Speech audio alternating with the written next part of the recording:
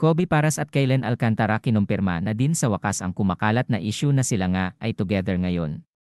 Dahil hindi nga din matapos-tapos ang issue na may relasyon sina Kobe Paras at Kaylen Alcantara, nagsalita at inamin na nga din sa isang interview sa kanya na sila nga ay on dating stage ngayon ni Kaylen at hinihintay pa din niya ang magiging kasagutan ngayon ni Kaylen sa kanyang ginagawang panliligaw. Samantala sa pagkumpirma ngang ito ni Kobe sa mga tao ay mas naging maingay nga sila ngayon at marami ang nagsasabing mukhang hindi naman ata sila on dating stage pa ngayon dahil sobrang sweet nga nila ngayon na mas nagkakaroon ng confusion sa mga tao na sila na at ayaw lang umamin dahil ayaw pag-usapan ng mga tao at ayaw makatanggap ng negatibong komento. Gayong halatang halata naman na daw na may relasyon nga talaga ang dalawa.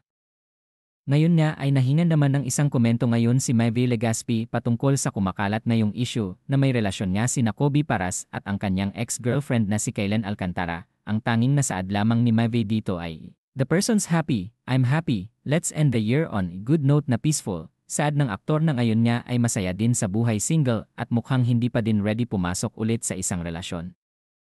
Sa isang banda nakakuha naman ng negatibong komento ngayon si Mavi dahil sa kanyang pagpapapansin nga sa nagawang interview at pwede naman daw na wala siyang sabihin, ngunit may talagang iniwan pang salita. Dagdag pa nga ng mga netizens ay mamasboy nga at talagang umaasa pa din sa kanyang ina sa pagdidesisyon sa kanyang buhay even sa kanyang career o love life. Ngayon naman ay talagang busy nga din sina Kobe at Kaylen dahil nga sa upcoming na tambalan nilang dalawa. At marami na nga din ang sumusuporta sa kanila ngayon at hinihintay ang kanilang nalalapit na tambalan sa telebisyon dahil talagang magpapakilig nga din talaga sila at tiyak na susubaybayan na naman ng mga tao ang kanilang tambalan.